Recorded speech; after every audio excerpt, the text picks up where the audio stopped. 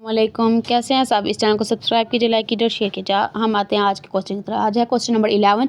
इसका part B और सी करना है। ठीक है, चलिए करते हैं। ये दो हैं, इसको इक्वेशन 1 कर दें, इसको इक्वेशन 2 कर दें।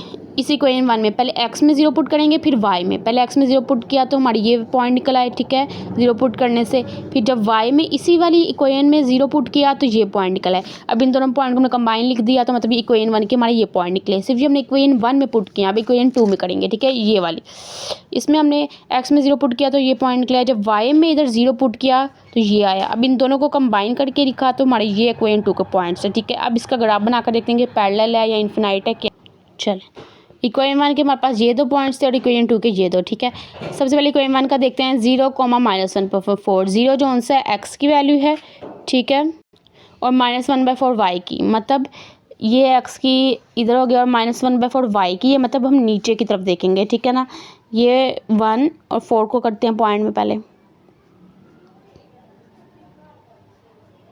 0.25 आ गया, मतलब इधर थोड़ा सा होगा, 0 से आगे थोड़ा सा अंदाज़न देख लीजिए, यहाँ पर होगा। ठीक है ना, ये क्या वैल्यू आ गई 0, -1/4। ठीक है, अब इसी तरह इसकी इसी वाले इक्वेशन 1 की दूसरी वैल्यू क्या है 1/2, 0 1/2 का करते हैं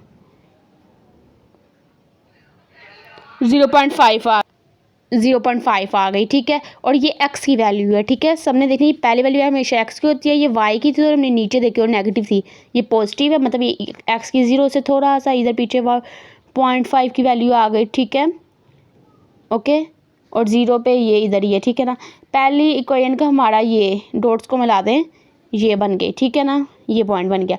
अब हमने दूसरी इक्वेशन का देखिए, दूसरी इक्वेशन का भी देखिए यही सेम है। 0, -1/4 मतलब ये भी सेम इस पे आ रहा है, और इसका 1/2, 0 मतलब ये भी सेम इस पे आ रहा है। तो दोनों की जो लाइनें हैं वो सेम इधर ही बन रही हैं, दोनों लाइनें एक साथ मिल रही हैं।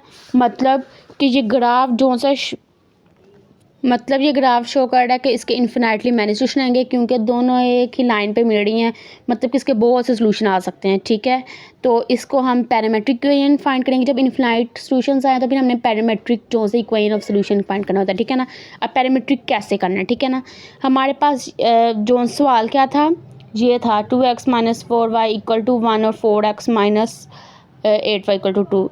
ये जो सा हमारा क्वेश्चन था ना, अब इसकी हमने कैसे फाइंड करनी है। ये इक्वेशन 1 थी, इक्वेशन 1 को आप मल्टीप्लाई करो 2 से। इक्वेशन 1 को किससे मल्टीप्लाई करना है, मल्टीप्लाई बाय 2। ठीक है, करें।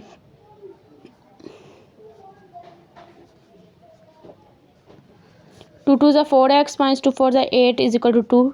ये इक्वेशन 1 आ गई। अब ये देखो 4x सेम आ गए ना, मतलब कोई ना कोई वैल्यू सेम हो जाए, या x की या y की। ठीक है, अब हम इस वाली इक्वेशन 3 को और इक्वेशन नंबर 2 को क्या करेंगे, सब्ट्रैक्ट करेंगे। ओके, चले करते हैं। 4x - 8y = 2, आगे 4x - 8y = 2। ठीक है ना, इसकी ये होगी, इसकी ये होगी, दोनों सेम ही किस्म की आ रही हैं। सब्ट्रैक्ट में हमने साइन चेंज करने होते हैं, साइन चेंज करेंगे। Minus plus minus cancel, minus plus minus cancel, और माइनस प्लस माइनस कैंसिल। 0 = 0, मतलब कि इसका आंसर 0 आ रहा है। ठीक है ना, अब हम इसको कैसे पैरामेट्रिक फाइंड करेंगे अब बताती हूँ। कॉमन ले लिया, ये 2 और ये 2 क्या हो गए, कैंसिल हो गए। पीछे क्या बचा, 2x - 4y = 1। ठीक है, अब जो सा है 2x इधर ही रहने देते हैं, = 1, और -4y उधर जाके आ जाएगा +4y। ठीक है, अब हम लेट कर लेते हैं y को किसके इक्वल, t के। ठीक है ना, आर्बिट्रेरी वैल्यू, ठीक, t क्या है, आर्बिट्रेरी वैल्यू व्हेन t क्या है। अब ये देखें, इसमें t पुट करेंगे, 2x = 1 + 4 y की जगह पे t। ठीक है, x फाइंड कर लेते हैं 1 + 4t/2। अब हमारे पास ये एक्स वाई का क्या सोल्यूशन सेट निकले, एक्स की जगह पे क्या आना है, उसकी वैल्यू 1 + 4t/2, और y की जगह पे क्या, जो हमने t पुट किया था, ये है। ठीक है, अब ये देखें इसमें क्या है, आर्बिट्रेरी में हमेशा हम जोन सा है मतलब वो उसके काफ़ी सॉल्यूशंस होने होते हैं, तो हम किसी भी वैल्यू को लेट कर लेते हैं, टी से, आर से, एस से, आपकी मर्ज़ी, आप जिससे मर्ज़ी कर लें। हमने टी से लेट कर लिया वाई को, और इस तरह हमने एक्स की भी वैल्यू निकल आई और वाई की भी निकल आई। ठीक है, इसका यही पार्ट है। अब ये सी पार्ट अपने करना है। ठीक है, अब इस वाली को हमने जब x is equal to zero किया, ये वैल्यू आ गई।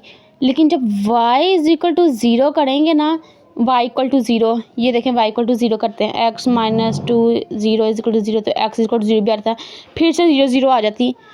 लेकिन दोनों वैल्यू ज़ीरो नहीं होनी चाहिए। अगर ये वाली वैल्यू भी ज़ीरो हो जाए, ये वाली वैल्यू भी ज़ीरो हो जाए, तो ये ज़ीरो नहीं होनी चाहिए, तो फिर तो हमारा कोई सोल्यूशन ही नहीं होगा। ऐसा नहीं करना। हमने इधर जोन सा है, अब y की जगह पे ज़ीरो के बजाय क्या पुट कर लिया, वन पुट कर लिया। ये देखें, put y equal to y is equal to one put किया, तो फिर हमारी ये वैल्यू 2,1 आई है। ठीक है, वन पुट करने से आई है। ठीक है, आपने सबसे पहले देखना है, बाकी किसी में ऐसे नहीं हुआ, इसलिए दोनों 0,0 दोनों जगह नहीं होनी चाहिए, वरना तो कोई सोल्यूशन नहीं। फिर दूसरी इक्वेशन इसमें पुट किया, 0,0 ही हमने पुट किया। ठीक है ना, तो ये वैल्यू आई। ठीक है, अब इसका ग्राफ देखते हैं।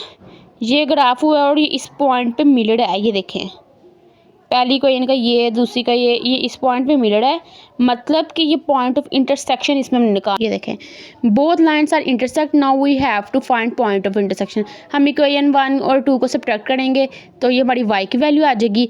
फिर इस y को हमने x इक्वेशन 1 में जो सा पुट करना है, और ये x की वैल्यू होगी, मतलब इस पॉइंट पे हमारा जो इस वाले पॉइंट पे -8 को -4 है, जिस पर वो इंटरसेक्शन कर रहा है, ये हमें पता चल गया। ठीक है।